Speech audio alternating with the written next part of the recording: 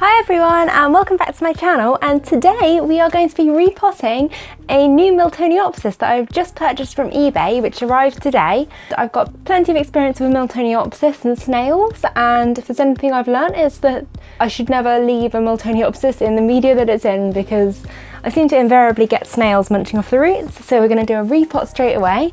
Luckily we have plenty of new growths on this Miltoniopsis. So this is quite a large new growth here that doesn't look like it started putting out roots yet, but it should do shortly. Got another little new growth in here. And we've also got a reasonably sized new growth in here. Now some Miltoniopsis will have already put out roots from these sort of size new growths, but it doesn't look like this one has. So we're going to get it out of its pot. It's currently soaking in a mixture of nutrient solution and seaweed extract to hopefully kickstart that growth process. And we will take a look at what's inside the pot. Okay, so to start with, it literally just lifts out of the pot there. It's been soaking in nutrient solution for a while.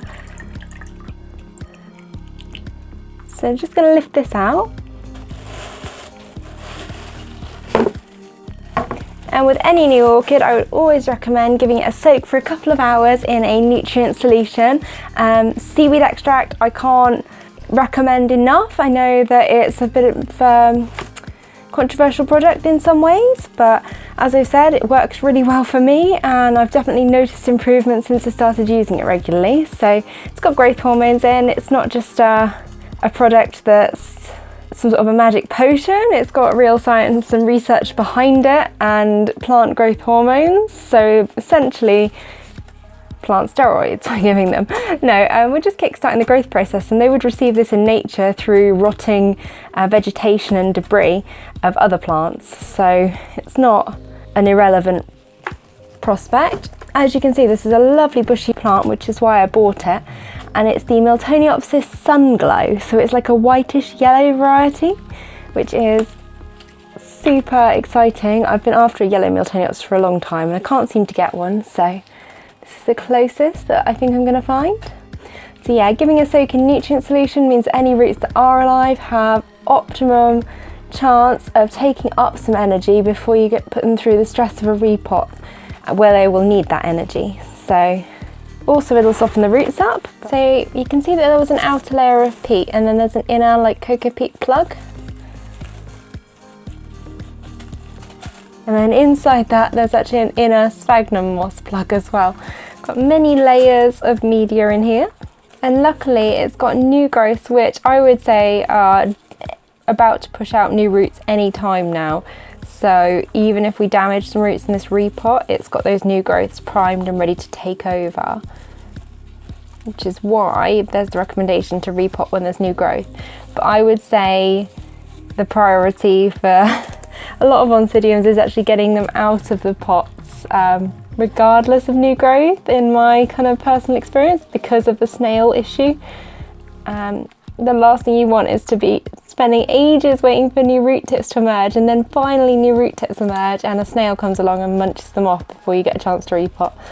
So yeah, new root tips are a snail's favourite dinner.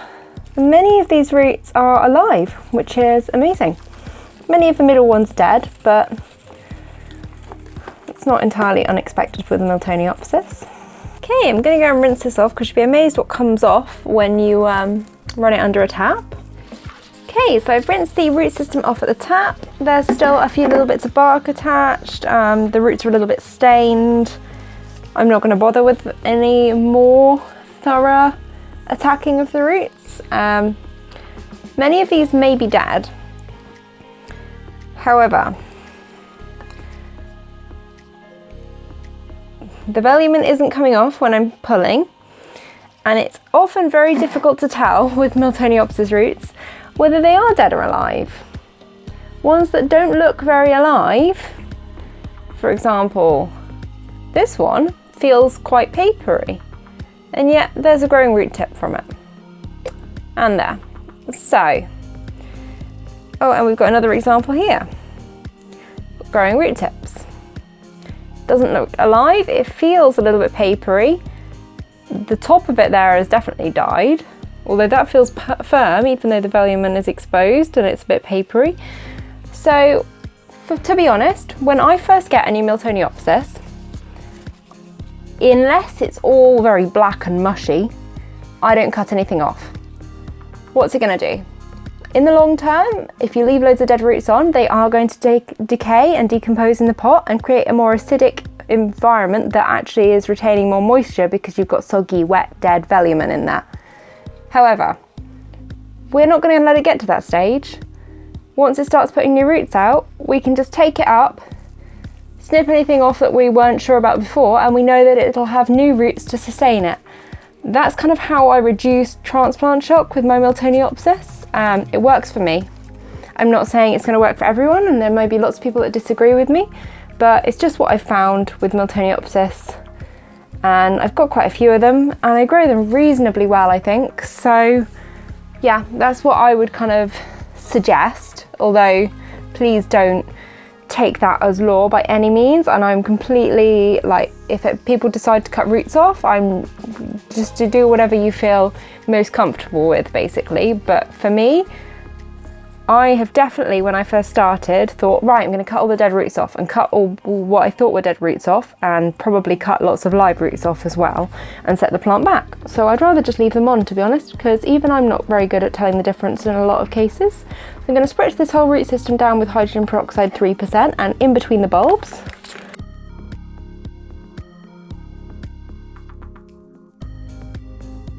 And with Miltoniopsis and Oncidiums, you really want to make sure you're getting right in between all of the bulbs with the hydrogen peroxide, because that's where snails like to hide, and down in the leaves.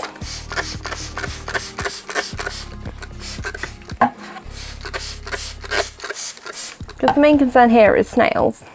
Now while that's working away, we're just going to have a little inspection of the plant. So here we've got a nice new growth which is broken free of its leaf. It's not created any roots yet, that's absolutely fine. Here we have a nice new growth that's within this leaf. Now, where are those new roots from?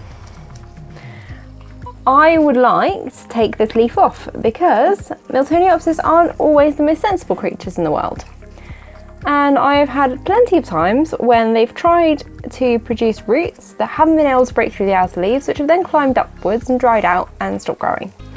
So I'm just going to take this leaf off.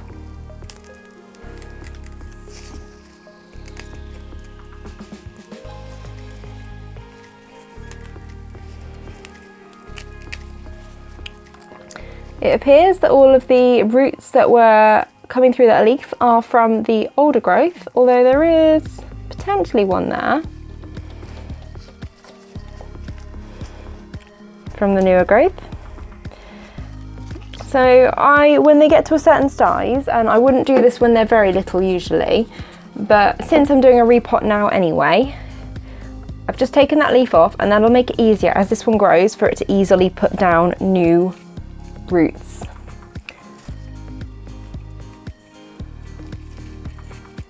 And do the same for this one, because you don't want Miltoniopsis roots hanging about and going up in leaves. They love moisture. You want to get them straight down into the media as soon as you can. And you can see plenty of roots here that have actually stopped growing before they've got into the media. They've got dried blackened root tips. They haven't been munched. That's just where they've dried out before they've hit the media, and that is from this pseudobulb, I believe, though it is very difficult to tell. I can't see any breaking through from this new pseudobulb, so I think that these are potentially from the bulb behind it. So 1 new growth, 2 new growths, 3 new growths. Oh, I think that's a 4th there. This one here, I think that's a new growth. So you've got 2 new growths coming off that bulb and 2 new growths coming off this bulb. So you've got 2 directions of growth there, which is good. It's really good. Now this has been completely drenched in hydrogen peroxide 3%, and we're going to be potting this in my inorganic alternative to sphagnum moss, which is synthic, which I'm completely in love with, and after trialing it out I'm really happy with the results. So we're going to be trying it in a self-watering pot this time, simply because I need a pot big enough for this, and we've got a mixture of synthic and pumice in there. Pumice is to provide extra aeration and stop the synthic compacting too much, although it doesn't seem to compact quite as much as sphagnum. And I'm just going to pop this in the pot. And I needed a bigger pot, as you can see, for this quite large orchid with multiple directions of growth. Now we're just going to finish that off with a top layer of synthic, because we want the top layer to stay moist. We also do want these bulbs to be elevated a bit. We don't want to bury them in media because Miltoniopsis are relatively prone to rot, as I'm sure you may have heard. There's plenty of horror stories going around about Miltoniopsis orange rot, so you definitely don't want to be burying pseudobulbs in very waterlogged media.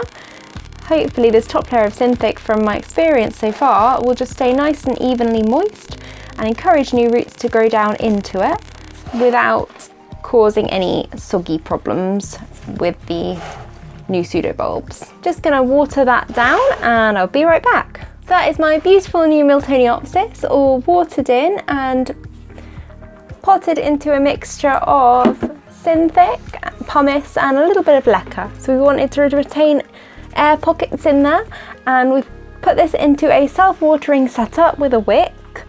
So we'll see how this goes. I'm really excited, and it's a beautiful, beautiful orchid, and I will keep you guys updated on the progress of it. My initial watering will be a very dilute nutrient solution, extremely diluted, with some seaweed extract to give it a little bit of an extra kick. And thanks so much for watching. If you have any questions, then do leave a comment down below and I'll do my best to answer, and I will keep you updated on this guy's progress. If you enjoyed this video, then don't forget to give it a like or subscribe to my channel for more regular orchid updates, and I will see you guys all later. Bye!